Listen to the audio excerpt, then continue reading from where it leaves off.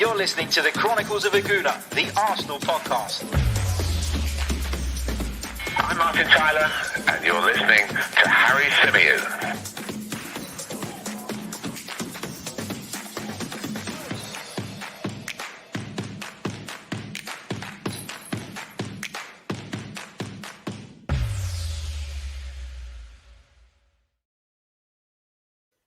Hello and welcome back to another live edition of the Chronicles of a Gooner, the Arsenal podcast brought to you by 90 Min. As ever, I'm your host, Harry Symeou. And on this show, we're going to be discussing Arsenal's dilemma with regards to Julian Brandt. We're going to be discussing the player that Arsenal are eyeing up as Alexander Lacazette's long-term replacement. And we'll be discussing the latest update from the Premier League with regards to the positive test results registered between the 28th of December and the 3rd of January. So as always, lots and lots to get into. A big hello to everybody joining us live already in the chat. A big hello to those of you joining us via Twitter, Twitch, Facebook, wherever it is you join us from. Hello and welcome to the show. A bit of housekeeping first off. If you haven't already, make sure you like the video. If you haven't already, make sure you subscribe to the channel, turn on the notifications. And I'm going to be putting out a poll actually at the end of this show because I'm getting fed up of this bloody lockdown hair and beard. And, you know, a few of you were commenting the other day that I was wearing a cap backwards, and that was to cover this shocking hair that I can't really do nothing with at the moment because I can't get to a barbershop. So I'm going to put out a poll out. Should I or should I not just shave it all off now that we're in lockdown? Not football related, but I'm interested to know what you guys think on that as well. Big hello to Simpy in the chat. Big hello to Oliver Noble, who joins us from Germany. How you doing? Welcome to the show. And to Nicholas Walton, who joins us from Jamaica. Welcome to the program. Hope you're all well. Let's kick off then by discussing Arsenal's dilemma with regards to Julian Brandt. Now, I think when Arsenal were initially linked with Julian Brandt, everybody thought that this was going to be the type of transfer that was going to require some serious money for us to be able to get it all over the line. He was signed from Bayer Leverkusen in the summer of 2019 for around about £22.5 million is what I understand. So, you know, you can understand why Dortmund may want to make a profit now with Julian Brandt. But if they do sell Julian Brandt now, if they do decide to let the player go, it's because it's not working out for him at Borussia Dortmund. Do you always make a profit on players whose careers aren't quite working out? No, you don't. That's the reality of it. Borussia Dortmund are a club notoriously good in the transfer market. They identify players, they bring them in for reasonable amounts of money, and they normally end up, in the case of so many, selling them on for mega money. Now, the reason I'm talking about Julian Brandt's value, what Julian Brandt was signed for by Bayer Leverkusen, is because there are a number of reports doing the rounds at the moment.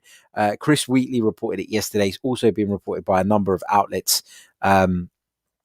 today as well and yesterday, that Borussia Dortmund will be looking for around about 25 million euros for Brandt. Now, 25 million euros, what's that? 23 million pounds. It seems like a very reasonable amount for a player of Julian Brandt's quality. Now, I said it hasn't worked out for him at Borussia Dortmund necessarily, and that's true, you know, but look at his record previously and during his time at Dortmund, which isn't even that bad, incidentally. Look at his time at Bayer Leverkusen, 215 appearances for Bayer Leverkusen, 42 goals and 51 assists. That is 93 direct goal contributions in 215 games. And we're not talking about a striker here. We're talking about somebody who is very much a number 10, likes to play in the hole, likes to play in between the lines and make things happen. Since joining Borussia Dortmund, Julian Brandt has played 64 times, scored 8 goals and provided 14 assists. So again, we're talking about 22 goal contributions in 64 appearances. You're looking at around about a goal contribution in every 3 games. And then, of course, he's a full German international. 35 appearances for the Mannschaft, if that's what the Germans call it, the German national team. Anyway, 35 appearances and 3 goals for the German national side as well. So we're talking about a very accomplished player here. And I would argue that in terms of their previous, in terms of their credentials, in terms of where they have got to in their careers, Julian Brandt is up here and Emi Buendia is down here. Now, a lot of people are on the Buendia hype train, and I want to get your thoughts in the comments as well. So please feel free to drop those in. I will come to as many as I can between now and the end of the show. But, you know, the point I'm trying to make, you know, Buendia may go on to achieve good things in the Premier League. And if we do sign him, of course, I'll be the first person sitting there hoping for him to do well and urging him to do well. But if Norwich are going to want 20 plus million for Buendia, 25 million, 30 million, but you can get Julian Brandt for that same money, I'm leaning towards Julian Brandt because of all the factors I've just mentioned. You know, you're talking about their age. Let me just double check, but I'm pretty sure Julian Brandt is 24. Yeah, he's 24 years old. And Emiliano Buendia is also 24 years old. So in terms of their age, they're at the same point. One has played regular international football for one of the biggest, most powerful footballing nations in the world, has played for massive clubs in Borussia Dortmund and Bayer Leverkusen, plays Champions League football. You know, and you're talking about a player of that ilk, of that pedigree, being available for the same price as somebody who's had one season in the Premier League ever, did okay in it, but it's one season in the Premier League, looks good in the Championship, but it's the Championship. They're both at the same age. And so you can see why Arsenal have a bit of a dilemma here. Now, I believe that Arsenal probably thought that somebody like Emi Buendia would be available at a lot less money than Julian Brandt. But this, you know, revelation, if you want to call it that Borussia Dortmund are only actually looking for around about 25 million euros for Julian Brandt, I think changes things. And that's why I called it a Brandt dilemma, because now you've got Arsenal who probably were sitting there thinking that he was way out of their price range and not somebody that would be a realistic target in January, turn their attentions to Buendia, having had some informal discussions with regards to Buendia. They've learned actually, for the money that they would go and invest in Buendia, they could actually go and get somebody like Julian Brandt, who is a lot more accomplished, who's done a lot more in his career, and who, in my opinion, has played at a higher level. Well, it's not even my opinion, it's fact. He's played at a much higher level over a much longer period of time. We know Buendia's on the shortlist too, but does Brandt's relatively low asking price tempt Arsenal into trying to land the more experienced German? That is the question here. An experienced German who's played international football, Champions League football, Bundesliga football. You know, you never know.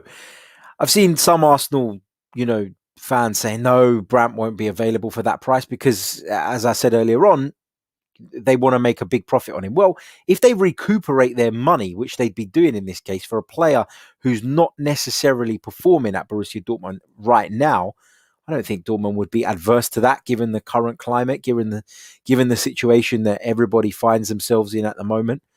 You know, the Bundesliga clubs have been hit really badly by all of this. They've been hit badly by this, probably more than the Premier League clubs, because from what I understand, having done some commentaries at the back end of last season on the Bundesliga, they needed the season to resume so that they could get paid their TV money, the second part of it. Whereas I think, if I'm not mistaken, in the Premier League, they receive those funds up front, and they receive, if not all of it, a larger proportion of it up front.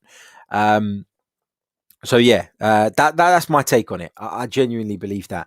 I think that now that this is the situation, now that the figures are starting to be quoted and we're starting to get an idea of price points, I think Arsenal have a bit of a dilemma here. Do they go for Julian Brandt, who's available seemingly at the same price as somebody like Emi Buendia and has far, far more experience? Or do they look at the guy who's been playing his football at Norwich City and think that he is the right option? I don't know. But I do think it is a bit of a dilemma now. And I thought where Arsenal probably felt like Brandt was out of reach, they'll probably be a little bit surprised to learn that 25 million euros might do it. And that could cause them a little bit of a dilemma.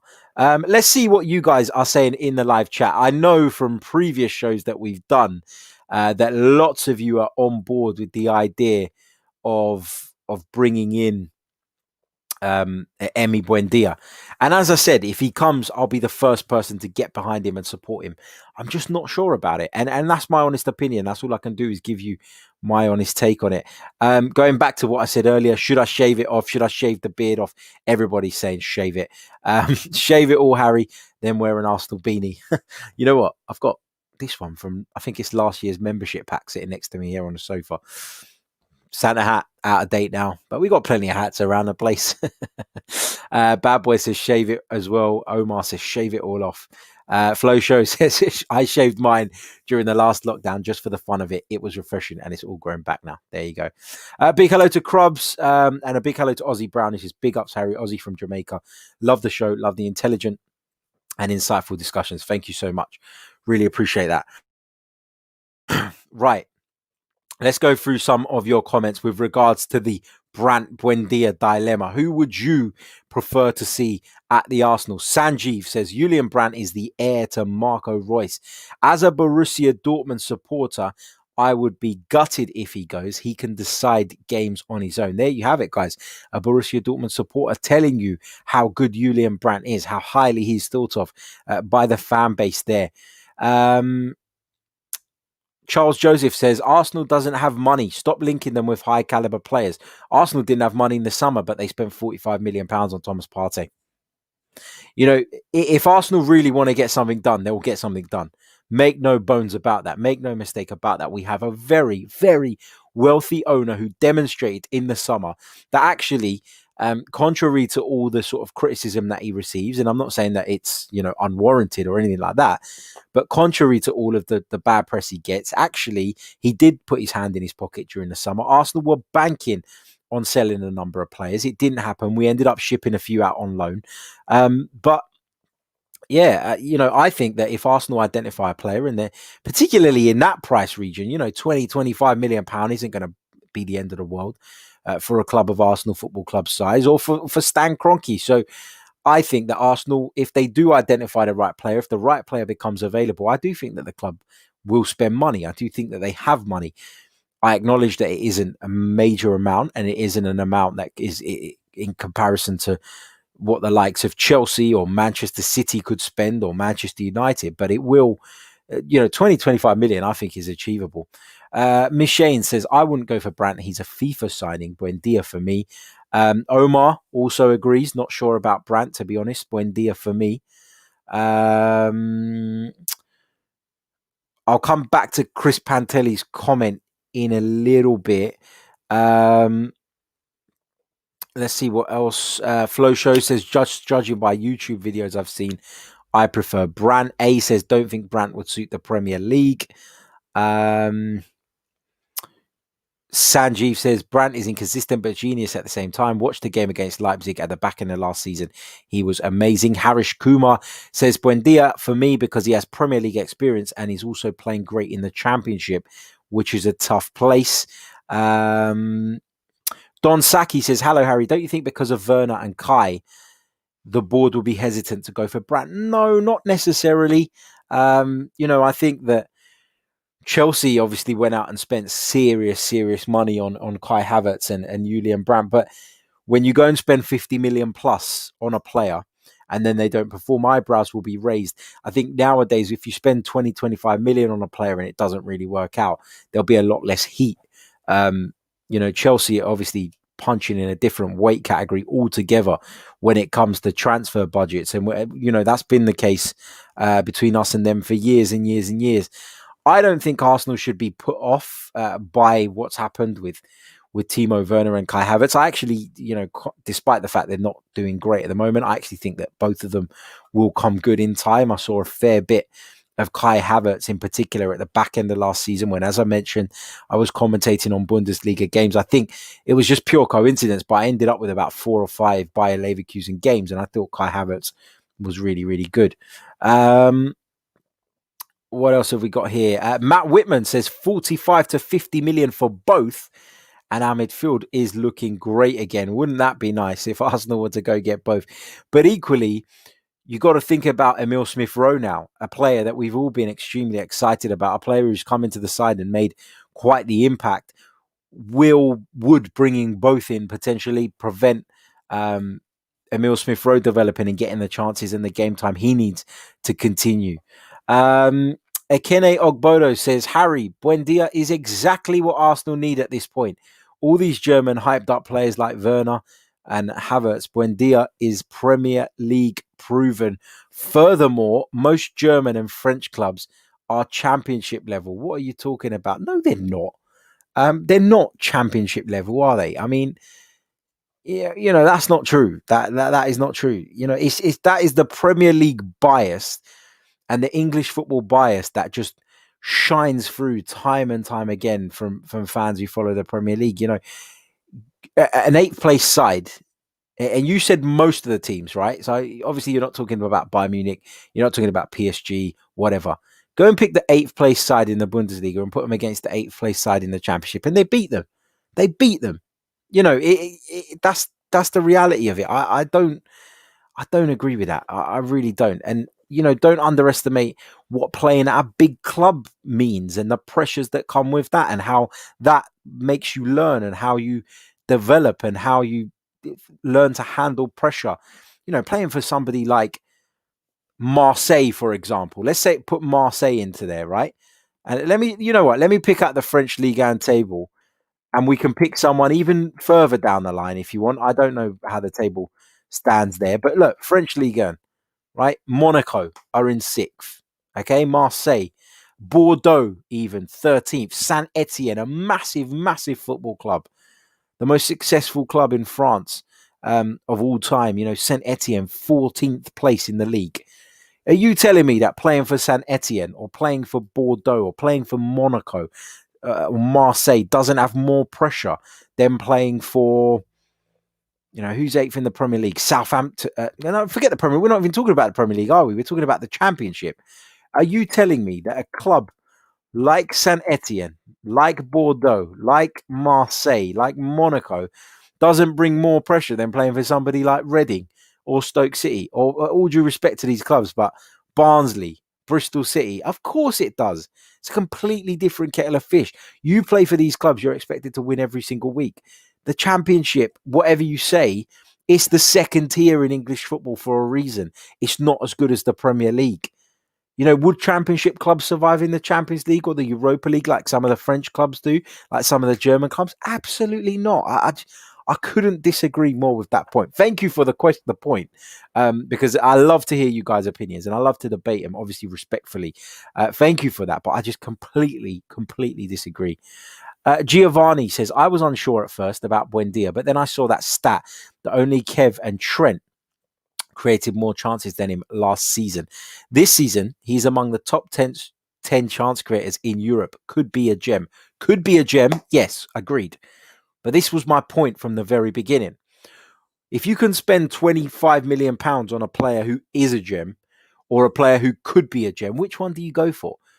It's not like Buendia's younger and you look at him and you think, yeah, actually Buendia has still, you're measuring him on potential as well. They're the same age. And Julian Brandt has played for Bayer Leverkusen, plays for Borussia Dortmund, has played Champions League football, international football for Germany. For me, there is just no comparison right now. What else are you guys saying here? Let's pick out a couple more comments with regards to this. Big shout out to Topher again, who's always in the chat, urging you guys to like, share and subscribe. And please do. It is so important. And we're bringing you 2 streams a day now. So your support is more appreciated than ever now. Please hit the like button, share, subscribe. If you're listening via the audio as well, then please do leave us a review. let's see what you guys are saying. Lots of you saying Buendia in, Xhaka out. I don't know how that works because they don't play in anywhere near the same position. One's an attacking midfielder who can play on the right-hand side, on the left-hand side, and one is a deep-lying defensive midfield player, if you like. I don't get that comparison. I really don't. Aditya says, no way the German and French clubs are championship level. Dilly says Norwich can win the championship without Buendia, surely. This is another thing, isn't it? People thought that Arsenal would be able to bully Norwich into getting Buendia for a really low cost amount.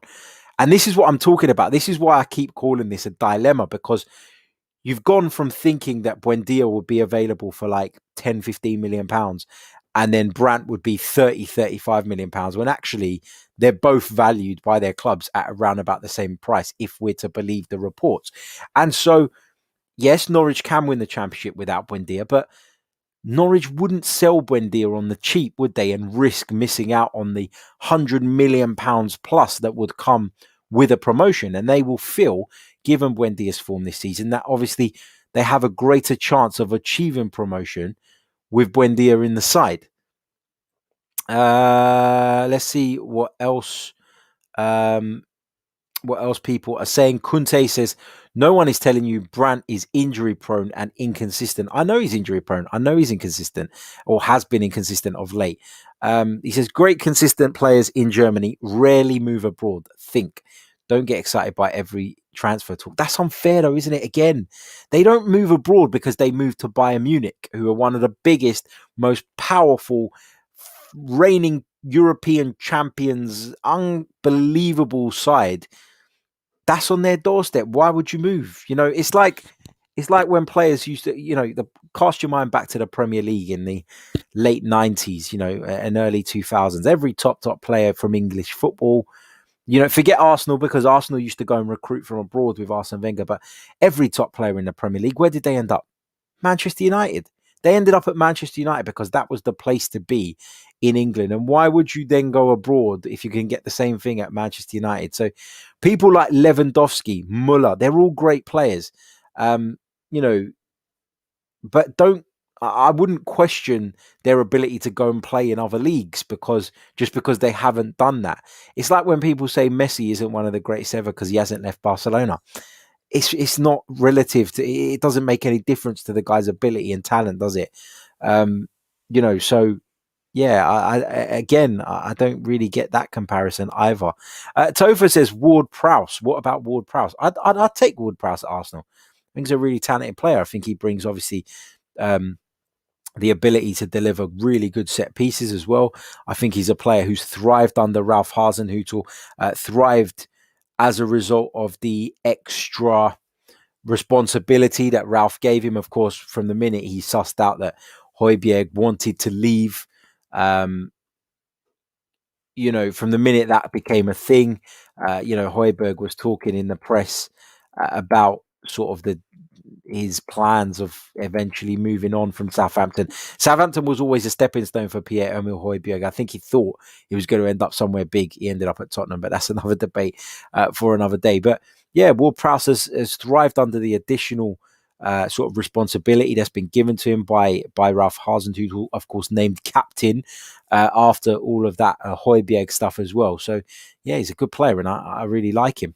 But again, when you're talking about bringing players from fellow Premier League clubs, you're talking about having to pay that Premier League premium as well, which, as we know, can be massive, can be ridiculous. Just look at Harry Maguire as a great example of someone who Manchester United had to pay well over the odds for to get him, because he was coming from a fellow Premier League club. Chris says, Harry, people here don't watch the Bundesliga. Brandt is a decent number 10. Klopp wanted him before. It's very split, isn't it? It's very split. There's some of you that would prefer to see Buendia come in.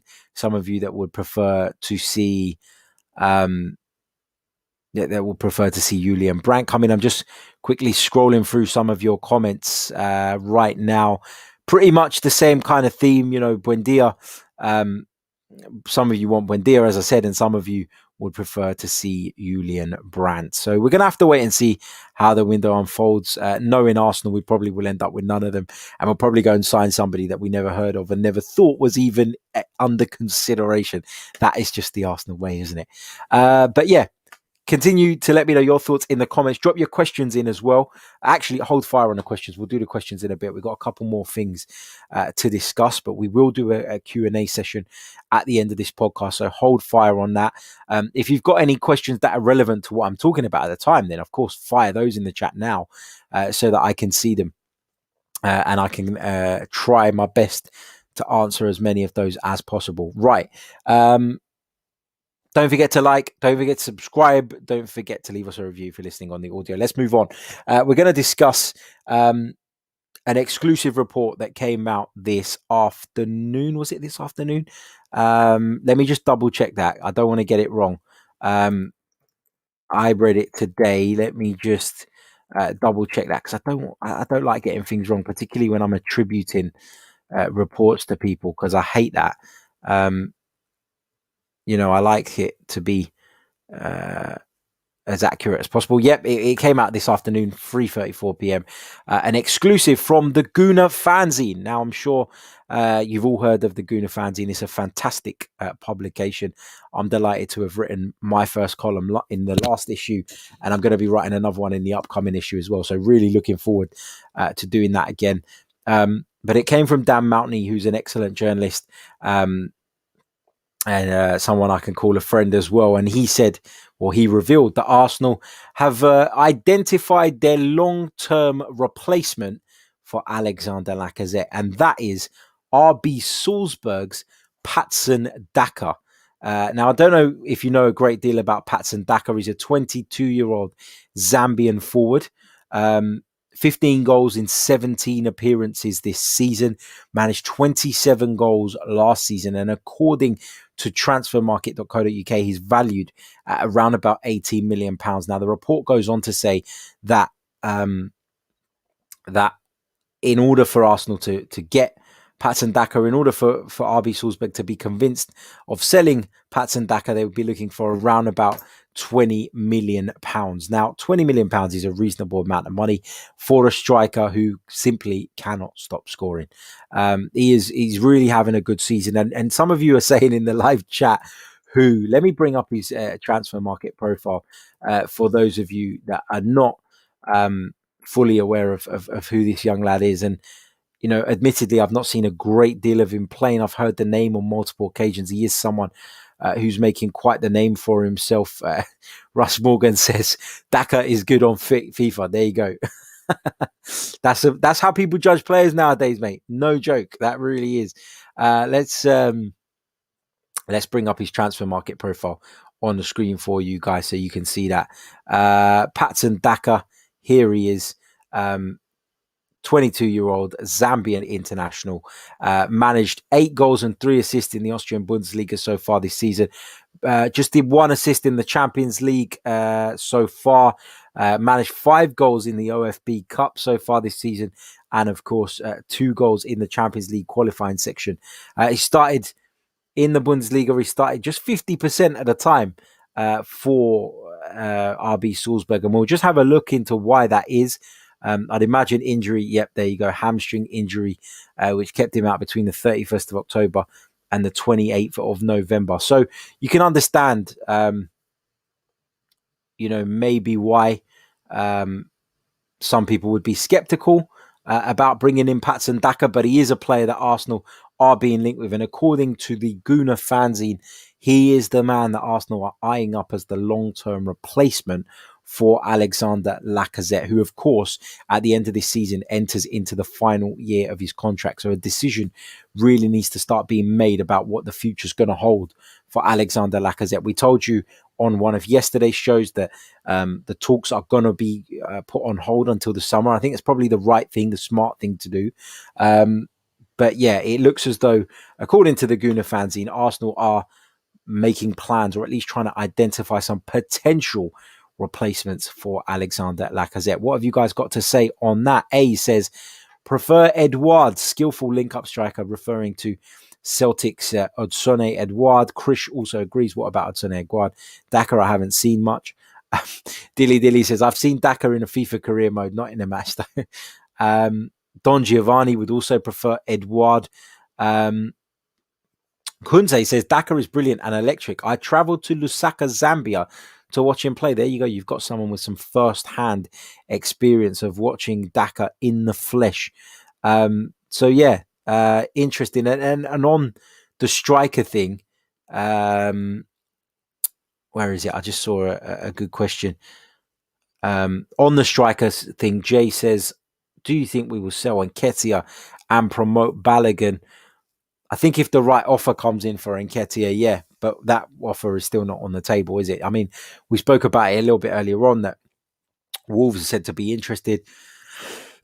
Apologies. Wolves are said to be interested. Remains to be seen whether they're going to actually make a bid or not. But if they are going to make a bid around about the 15-20 million pound mark, like the suggestions are, then you bite their hand off and you promote Balogun. I agree that, because I don't think the difference between the two is that big. And when you consider how much more football Eddie Nketiah has played, that tells you all you need to know, I think.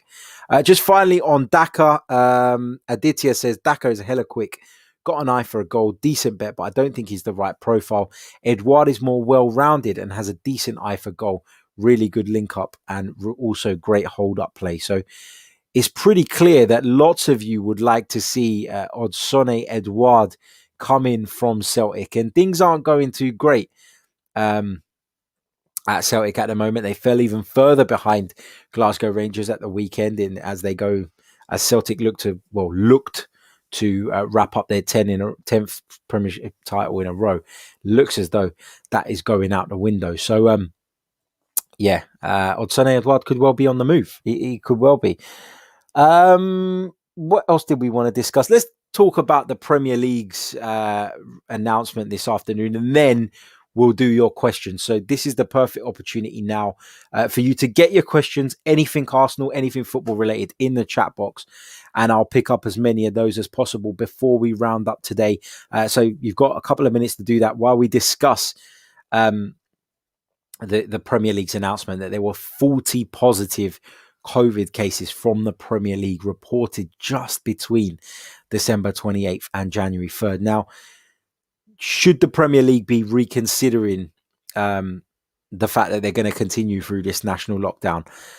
I'd like to think not. I mean, I said it on the show earlier on. What would we do without football right now in terms of, forget work, in terms of just mental health?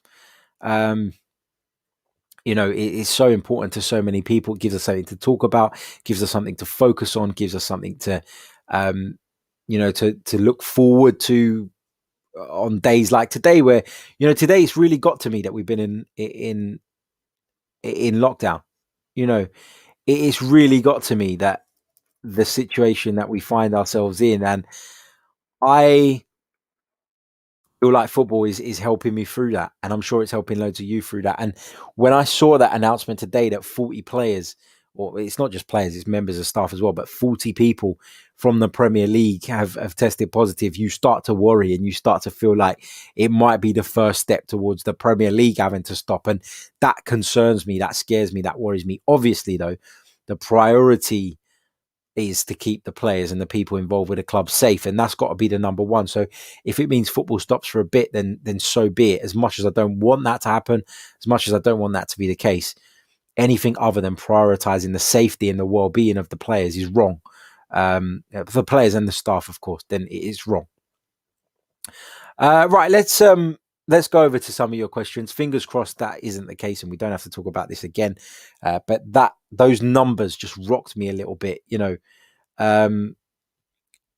You've got to consider that it seems quite a fair few of people, of players in particular, broke the COVID rules as well over that period, which is even worse. To find yourself in a situation where we're now worried about the numbers as a result of people breaking the rules rather than anything else is upsetting and frustrating. These people are so privileged to do what they do, and they still break the bloody rules. But there we go. It's a debate for another day. Let's go over to some of your questions now. Patrick Kane says, and I'm only addressing this one because you've put it in the chat a few times, and I wouldn't normally even entertain something like this. Are you a fan of Lee Gunner? I don't agree with a lot of Lee Gunner's views, but they're his views, and each to their own, man. That's how it is. He came on our phone-in show a few weeks ago now. I think it was maybe 2 weeks ago, because I wanted to make the point that there is no, even though I don't agree with him, it's not personal. I don't have it personal with anyone when it comes to discussing Arsenal Football Club. We might have different opinions. That's fine. And that's all it is. But, you're obviously trying to get a reaction out of me that you can make something of by asking that question. But as I said, don't agree with all his views, but he knows that. That's no secret. But that's it. It's as simple as that. Nothing more to say. I see what you guys are saying in terms of your questions. Nasser says, please discuss Tolaji Bola. I can't. I've got to be honest. I don't know enough about him. I haven't watched him a great deal. A couple of brief appearances for the under 23s. 3 appearances so far this season. No goals. He's, for me, I don't know enough about him. I just don't know enough about him. We're talking about apologies. We're talking about a left back here who I've seen brief bits of, but I don't know enough about him to sit and give you any insight. And maybe, if he gets to the point where he's breaking into the side or he's close to it, we can talk about him in a little bit more detail. We can do some research, or we can get someone on who perhaps knows a little bit more. But I couldn't give you the download really on Tolaji Bola, I've got to be honest. Rahil Durrani says, where do you think Arsenal will finish the season if we don't sign anyone in January? If we don't sign anyone in January, I'm going to hang my hat on 6th. I'm going to say 6th, which still wouldn't be good enough. It'd be an improvement on last season, I guess. And given our start, it wouldn't be the end of the world. But 6th would be, with 6, you'd need to do something else. You'd need to go far in the Europa League, need to win the FA Cup, something to keep the fans off your back, because Mikel Arteta, I don't think is going to get away with a 6th place finish. And if we don't sign anybody, all the grumbles will start again about the club not going in the right direction, the club not backing him properly, and it just becomes that vicious cycle again, and that rut that Arsenal have been in for years and years and years. Doesn't feel like it would be getting any better, or that we'd be moving away from that. Jay says, do you think selling Nketiah, Nelson and Willock is risky, considering we sold Gnabry at the same age? No, because I don't think any of them have got anywhere near the talent that Gnabry has. I really don't. And I know there are a lot of Arsenal fans out there that worry about Reece Nelson and suggest that Arsenal are missing the trick by not using Reece Nelson more than they do. And I never really understand that, because for me, until a player shows it, until a player proves it, what are you basing that on? Like, what this massive hope that people have for those 3 players that you've mentioned there, what is it based on? If somebody could tell me what it was based on and give me a rational argument as to why those players are players that we should be desperately trying to keep hold of, players that we should be, prioritizing in terms of selection, in terms of those that we give opportunities to, but nobody can. It's all, they did it in the under 23s. Reece Nelson went out on loan to Germany, did well for half a season, was terrible for the second part of the season. And I think people forget that. And I'd be interested to know the reason why so many Arsenal fans are really behind those players. Yes, you want your youngsters to do well in an ideal scenario, but what is it that you've seen from Willock, from Nketiah, from Nelson that suggests that they're capable of going on and being top players and leading the line for Arsenal? Me personally, I don't see it.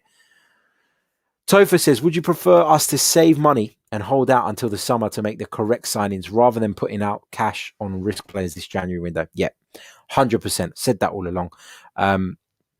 We've been working on the core of the team since Mikel came in. Thomas Partey's joined, Gabriel's joined, Pablo Marie is starting to look like a decent centre-half as well. We've got a decent keeper in Bernd Leno. We signed up Aubameyang up top. Lacazette's playing well at the moment. Now you add the Smith Rowes and the Martinellis and the Sakas into the picture as well. And I think Arsenal are in pretty good shape. Not ideal shape. We still need to do more business. We still need to shift some deadwood. But if you're talking about, when you say risk players, if you're talking about some of the ones we've been linked with, and for all the sort of praise I've given Julian Brandt earlier on in the show, and for all the praise that some of you guys have given Emi Buendia, I think they're both risk players to a degree. You know, every signing has an element of risk to it, but those two, one is not playing very well at the moment, and one is producing, but he's producing in a lower division, and you should not disregard that, in my opinion. Let's see what else you guys are saying in terms of some of your questions. Patrick Kane says, didn't mean any hurt with that comment. I just don't agree with his negativity. No, that's fine, mate. Sorry, I took that the wrong way. And probably because people have done it to me on here before, where they've come on and they've tried to wind me up to get an answer out of me that they can then go on Twitter and on social media and say, oh, look, Harry said this about this person. So that's where that comes from. So no, that's absolutely fine, mate. What else have we got here? I'm just going to pick up a few more, just completely at random. Neil D'Souza says, big up, Harry. We need to sell Laka, new contract to Bellerin. Philip Billings back up for Tea Party. McGinn back up for Danny. Buendia up for Emil Smith Rowe. You've got it all figured out, mate. You've got it all figured out. You know, there's a lot of potential business that you could do. Let's be honest, you know, Danny Ceballos for me is probably not going to be at the club at the end of this. Well, isn't, based on his comments that we discussed on the show earlier on today. Danny Ceballos won't be at Arsenal next season. We've got to accept that. We've got to understand that. And that's fine. As for Buendia, you know, that has been largely discussed on this program so far. You know my thoughts on him. In terms of the players that we need to sell, I think we can all agree that there are probably a number of players actually that we need to sell before Lacazette, because there are bigger sort of problems within the squad. I do think that. Minathi says, hi, Harry. Is it true that Barcelona are interested in Hector Bellerin? It's true that Joan Laporta, who is bidding to become the president of Barcelona again, has publicly stated that he likes Hector Bellerin, but he's got to get in power first. And then you've got to take into account the difficult financial situation that Barcelona are currently in, and whether or not they'd be able to table a bid that would persuade Mikel Arteta in the Arsenal hierarchy to let Hector Bellerin go. Joan Laporta's made no secret of it. He's made it clear he likes Hector Bellerin, but he's got to get in power first. And then when he does, you'll see if actually they're serious about this, and whether they have the money to do it, and whether they'll put their money where their mouth is. Thank you for all the shout outs in the chat. There's loads coming through, which I really, really appreciate. NYB Comps, I better answer this one because he's put it in the chat 15 times. Good afternoon, Harry. Would you like Basuma from Brighton or Hugh Jass from Swansea? Yeah, good one. I think that we should strengthen our midfield. I do like Basuma. I feel like he's a little bit similar to Thomas Partey in his style, and so I wouldn't necessarily move for him as a priority, but I do think he's a decent player. And as for your huge ass, mate, I don't know nothing about it. So nice one. Tried to get me. Not going to happen. Let's see what else we got here. Let's pick out a couple more. Rahil Durrani says, when is the next phone-in show? Later this week, I would say. I'm going to say that we'll probably do one on Saturday after the Newcastle game in the FA Cup. Feels like a good time to bring it back. But that is dependent on my work schedule, as is everything, which is why I don't get to do them every single week, which is a little bit disappointing, I know. But Saturday would be the plan. So Saturday, after the game against Newcastle United, we'll look to do a little bit of a fans phone-in for the second half of the show for sure. Right. Let's see what else you guys are saying in the live chat. We're nearing the end of this podcast at the moment. We're getting there slowly. So let me know where it is that you're joining us from, and I'll give you a shout out before we say goodbye. Let's see. Let's pick up this one. Junior Gunner. Harry, why did teams in Germany all play with a high line and wonder why teams like Bayern put 5 past them? There's so much space in behind the Bundesliga defenses. I just think that there's a lot of attacking emphasis in the Bundesliga, and that's why you see teams squeeze up. I think the Bundesliga is a lot more tactically sophisticated than people give it credit for. And I probably didn't, and hands up, I probably didn't realize that until I started working on it at the back end of last season after the restart. Obviously, the Bundesliga was one of the first leagues to come back, and I was lucky enough to get some work on a few games, and I did. Only when you watch a game properly and you study it and you really focus on it, and you're not on your phone on Twitter during it, and you work. When I'm working on a game, like, I've got tunnel vision. I don't look at my phone. I don't look at Twitter. I don't look at anything. It's literally just me and the game. And in that case, in that situation, when I was watching the Bundesliga, I did notice a lot of tactical stuff. I was really lucky to be joined by Lee Scott as well, known as FM Analysis on Twitter, who's written a number of books about lots of different tactical concepts and different football men and stuff like that. And having him alongside me as my co-commentator really helped me to open my eyes and see a lot of that stuff as well. So it is a very tactically sophisticated league. I don't think all the teams play with a high line. I've seen the likes of Union Berlin, for example, go and park the bus at various places. And, I don't think that's a specific characteristic. I'd say a lot of teams do it because a lot of teams have an attacking philosophy in that division. Put it this way, you don't get as many Burnleys and West Broms and people like that because you don't get many Sean Dyches and Sam Allardyces in the German Bundesliga. It's as simple as that. But thank you for your question. It's a great question, even if not Arsenal related. Right, let's give you guys a shout out to where you're listening to us from. Omar in Nairobi, thank you for joining as always, mate, one of our regulars. Kevin in Hounslow, the real captain says, hey Harry, good show as always, thank you. Neil joins us from Mitcham, South London. Marshall joins us from Harlem. Junior joins us from Accra. Minathi Fro, I don't know what that means. The real captain joins us from West London. Rahil is in Luxembourg. Alex is in New York City. Aditya joins us from India. What else have we got here in terms of your locations? Minathi from Cape Town, South Africa. There you go. He's finished it off there. I saw Tufnell Park. Where is it? Yeah, Tufnell Park, North London. Slough, Doha, Qatar, Toronto, Sheffield, DC, Dublin. Thank you so much. Marshall says, Harry, your channel is so underrated. You definitely deserve 1 million subs. Wow, that would be the day, wouldn't it? Keep up the great work, bro. Much love from America, Harlem. Thank you so much, mate. Really, really appreciate your kind words. And that gives me a perfect segue into reminding you that if you haven't already, make sure you are subscribed to the channel and you turn those notifications on. Please do that. And of course, like the video if you haven't already. Big hello to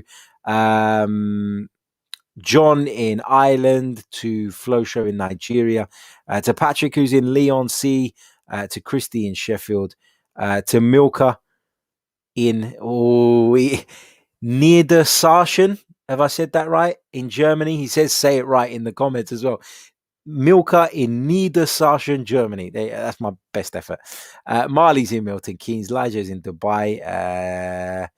What else have we got?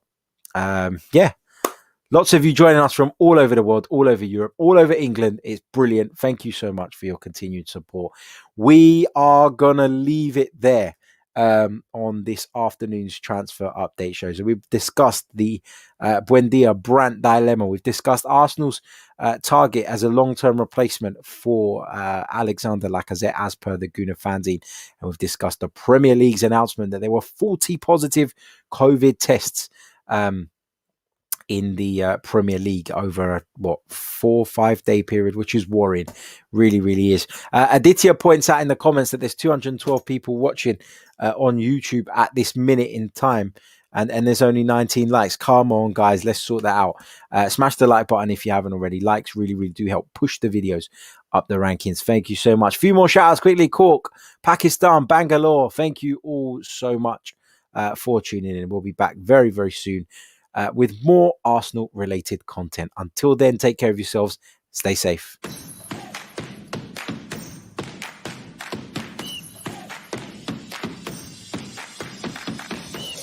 You're listening to the Chronicles of a Gooner, the Arsenal podcast. I'm Martin Tyler, and you're listening to Harry Symeou.